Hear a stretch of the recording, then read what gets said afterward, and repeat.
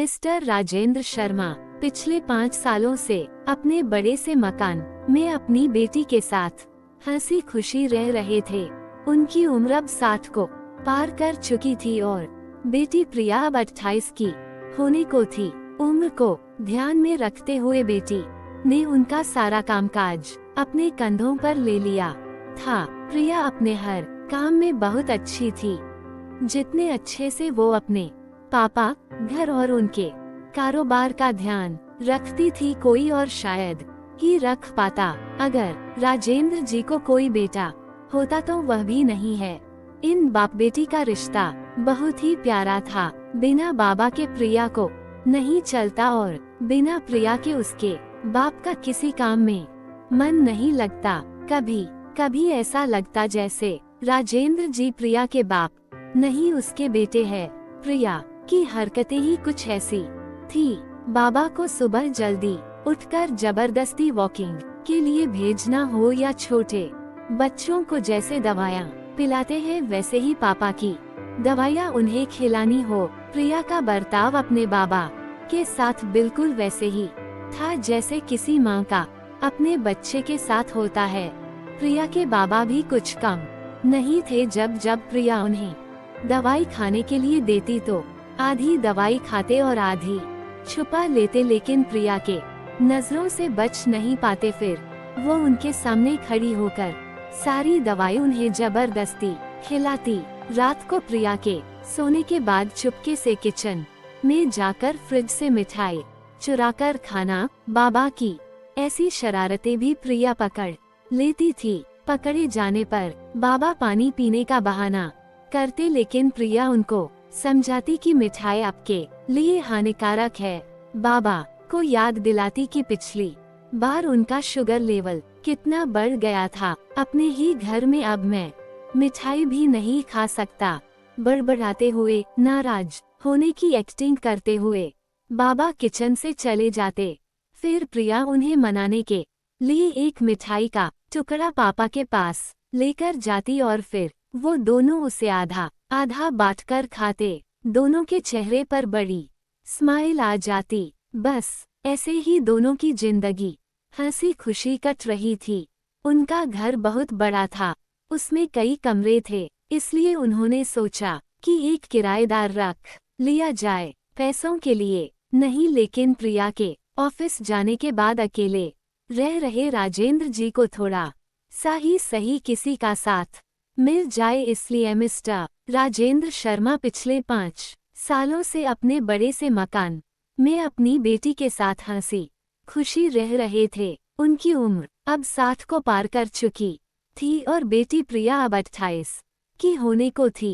उमा को ध्यान में रखते हुए बेटी ने उनका सारा कामकाज अपने कंधों पर ले लिया था। प्रिया अपने हर काम में बहुत अच्छी थी, जितने अच्छे से वो अपने पापा, घर और उनके कारोबार का ध्यान रखती थी कोई और शायद ही रख पाता। अगर राजेंद्र जी को कोई बेटा होता तो वह भी नहीं। इन बाप बेटी का रिश्ता बहुत ही प्यारा था। बिना बाबा के प्रिया को नहीं चलता और बिना प्रिया के उसके बाप का किसी काम में मन नहीं लगता। कभी कभी ऐसा लगता जैसे राजेंद्र जी प्रिया के बाप नहीं उसके बेटे है। प्रिया की हरकतें ही कुछ ऐसी थी। बाबा को सुबह जल्दी उठकर जबरदस्ती वॉकिंग के लिए भेजना हो या छोटे बच्चों को जैसे दवाइयाँ पिलाते हैं वैसे ही पापा की दवाइयाँ उन्हें खिलानी हो। प्रिया का बर्ताव अपने बाबा के साथ बिल्कुल वैसे ही था जैसे किसी माँ का अपने बच्चे के साथ होता है। प्रिया के बाबा भी कुछ कम नहीं थे। जब जब प्रिया नजरों से बच नहीं पाते, फिर वो उनके सामने खड़ी होकर सारी दवाई उन्हें जबरदस्ती खिलाती। रात को प्रिया के सोने के बाद चुपके से किचन में जाकर फ्रिज से मिठाई चुराकर खाना। बाबा की ऐसी शरारतें भी प्रिया पकड़ लेती थी। पकड़े जाने पर बाबा पानी पीने का बहाना करते, लेकिन प्रिया उनको समझाती कि मिठाई आपके लिए हानिकारक है। बाबा को याद दिलाती कि पिछली बार उनका शुगर लेवल कितना बढ़ गया था। अपने ही घर में अब मैं मिठाई भी नहीं खा सकता। बड़बड़ाते हुए, नाराज होने की एक्टिंग करते हुए बाबा किचन से चले जाते। फिर प्रिया उन्हें मनाने के लिए एक मिठाई का टुकड़ा पापा के पास लेकर जाती और फिर वो दोनों उसे आधा आधा बांटकर खाते। दोनों के चेहरे पर बड़ी स्माइल आ जाती। बस ऐसे ही दोनों की जिंदगी हंसी खुशी कट रही थी। उनका घर बहुत बड़ा था, उसमें कई कमरे थे, इसलिए उन्होंने सोचा कि एक किराएदार रख लिया जाए। पैसों के लिए नहीं, लेकिन प्रिया के ऑफिस जाने के बाद अकेले रह रहे राजेंद्र जी को थोड़ा सा ही सही किसी का साथ मिल जाए, इसलिए मिस्टर राजेंद्र शर्मा पिछले 5 सालों से अपने बड़े से मकान में अपनी बेटी के साथ हंसी खुशी रह रहे थे। उनकी उम्र अब 60 को पार कर चुकी थी और बेटी प्रिया अब 28 की होने को थी। उमा को ध्यान में रखते हुए बेटी ने उनका सारा कामकाज अपने कंधों पर ले लिया था।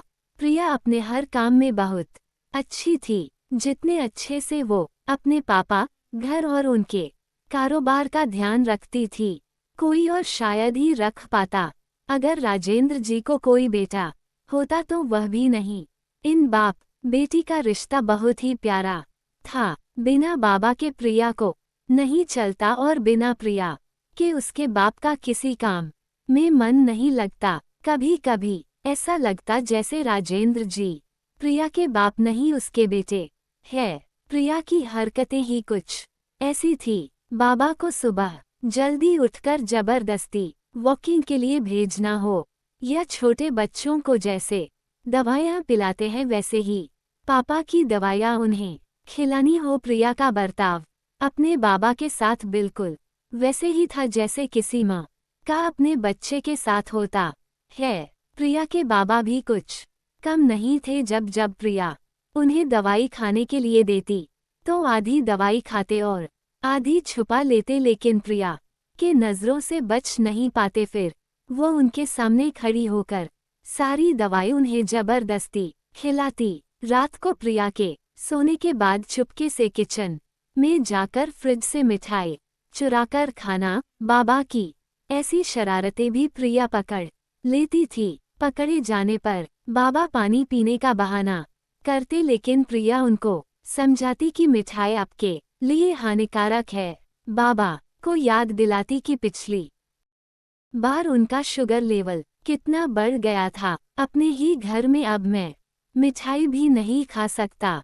बड़बड़ाते हुए, नाराज होने की एक्टिंग करते हुए बाबा किचन से चले जाते। फिर प्रिया उन्हें मनाने के लिए एक मिठाई का टुकड़ा पापा के पास लेकर जाती और फिर वो दोनों उसे आधा आधा बांटकर खाते। दोनों के चेहरे पर बड़ी स्माइल आ जाती। बस ऐसे ही दोनों की जिंदगी हंसी खुशी कट रही थी। उनका घर बहुत बड़ा था, उसमें कई कमरे थे, इसलिए उन्होंने सोचा कि एक किराएदार रख लिया जाए। पैसों के लिए नहीं, लेकिन प्रिया के ऑफिस जाने के बाद अकेले रह रहे राजेंद्र जी को थोड़ा सा ही सही किसी का साथ मिल जाए, इसलिए जल्दी ही एक किराएदार फाइनल हो गया। उनका नाम अमर सिंह था। उम्र उनकी 50-51 की होगी।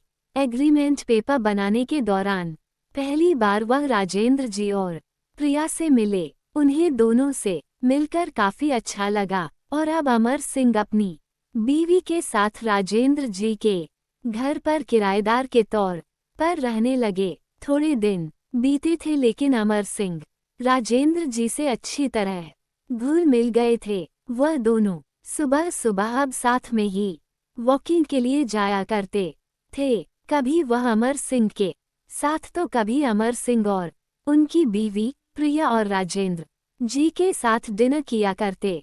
एक सुबह जॉगिंग के दौरान अमर सिंह ने कहा कि आप और प्रिया अकेले ही रहते हैं, आपको तो काफी कुछ मैनेज करना पड़ता होगा। आप कैसे सब इतने अच्छे से संभाल लेते हैं? अजी मैनेज क्या करना है, मेरी होशियार बेटी के लिए ये कुछ भी नहीं है।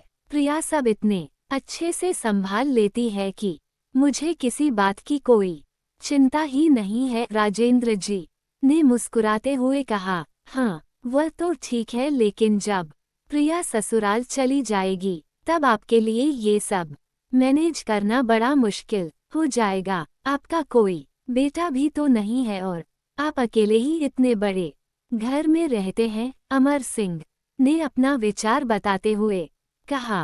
राजेंद्र जी के चेहरे के हाव भाव बदल गए। वह अमर सिंह से कुछ कहना चाहते थे लेकिन नहीं कहा और बात बदलने के लिए उनसे पूछा, खैर वो सब जाने दीजिए, आपके कितने बच्चे हैं? अमर सिंह ने छाती चौड़ी करते हुए कहा, मेरे 2 बच्चे हैं, दोनों ही लड़के हैं और दोनों ही अमेरिका रहते हैं। राजेंद्र जी को लगा जैसे अमर सिंह उन्हें ताना मार रहे हो, लेकिन फिर भी उन्होंने कुछ नहीं कहा और वो जॉगिंग करके अपने घर लौट आए। कुछ दिन बीते, राजेंद्र जी ने अमर सिंह को अपने साथ खाने के लिए बुलाया क्योंकि अमर सिंह की पत्नी किसी काम से बाहर गई थी और वे अकेले थे। अमर सिंह, राजेंद्र जी और प्रिया डाइनिंग टेबल पर बैठकर खाना खा रहे थे। पहला निवाला खाते हैं, अमर सिंह ने खाने की तारीफ करते हुए कहा, प्रिया बेटा तुमने आज खाना बहुत अच्छा बनाया है। राजेंद्र जी ने गर्व महसूस करते हुए कहा, हाँ मेरी बेटी बहुत अच्छा खाना बनाती है। अमर सिंह जी बोल पड़े, ये तो बड़ी अच्छी बात है, उसके ससुराल वाले बड़े खुश रहेंगे। प्रिया उनसे कुछ कहना चाहती थी लेकिन राजेंद्र जी ने उसे रोक दिया और बात बदलने के लिए प्रिया से पूछा, कारोबार कैसा चल रहा है? कोई दिक्कत तो नहीं हो रही? प्रिया ने कारोबार की सारी जानकारी और स्थिति अपने पापा को बताई, जिसे अमर सिंह भी सुन रहे थे और वह प्रभावित होकर बोले, वाह प्रिया बेटा, मानना पड़ेगा जिस तरह से तुम सारा कारोबार संभाल रही हो, तुम राजेंद्र जी की बेटी नहीं बेटा हो बेटा। अब राजेंद्र जी से न रहा गया। उन्होंने कहा, पता नहीं क्यों आप सभी लोग बेटी को बेटे के साथ कंपेयर करते हो। ऐसा एक भी काम या एक भी फील्ड बताइए जिसमें बेटियों ने अपना नाम ना बनाया हो। अरे आसमान में प्लेन उड़ाने से लेकर देश के सर्वोच्च पद पर बैठकर देश चलाने तक बेटियों ने हमेशा अपने आप को साबित किया है, लेकिन आप जैसे लोग अभी भी उनकी तुलना बेटों से ही करते रहोगे। होते होंगे बेटे सबके लिए ज़्यादा इम्पॉर्टेंट, मेरे लिए तो मेरी बेटी ही सबसे बढ़कर है और मैं ये फ़ख्र से कह सकता हूँ जो मेरी इस बेटी ने मेरे लिए किया है। जितना प्यार मुझे दिया है उतना दुनिया का कोई भी बेटा नहीं दे सकता। चलिए मैं आपसे ही पूछता हूँ, आप के 2 बेटे हैं ना? बताइए वो साल में आपसे कितनी बार मिलने आते हैं? अमर सिंह जी, दुनिया बदल चुकी है, अब आप भी बदल जाइए।